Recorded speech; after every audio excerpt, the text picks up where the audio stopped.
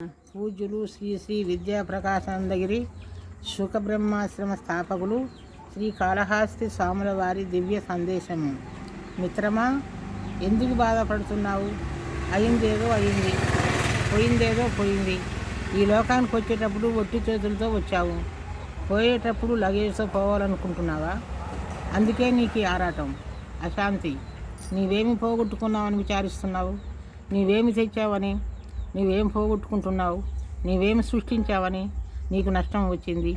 నీవేదైతే పొందావో అది ఇక్కడి నుండే పొందావు. ఏదైతే ఇచ్చావో అది ఇక్కడిదే ఇచ్చావు. ఈనాడు నీవు సొంతం అనుకున్నదంతా నేను ఇంకొకరు సొంతం కాదా? రేపు మరొకరు సొంతం కాగలదు. కావున జరిగిందేదో జరగక మానదు. అనవసరంగా ఆందోళన పడకు. ఆందోళన అనారోగ్యానికి మూల కారణం. ప్రయత్న లోపం లేకుండా ప్రయత్నించు. ఫలితం ఏదైనా దైవ ప్రసాదంగా స్వీకరించు. కారు లేదని చింతించవద్దు, కాళ్ళు ఉన్నందుకు సంతోషించు.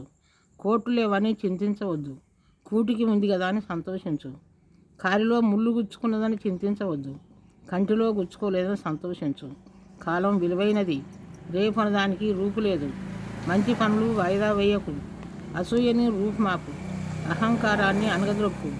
హింసను విడనాడు, అహింసను పాటించు. కోపాన్ని దరిచేర్చకు, ఆవేశంతో ఆలోచించకు. ఉపకారం చేయలేకపోయినా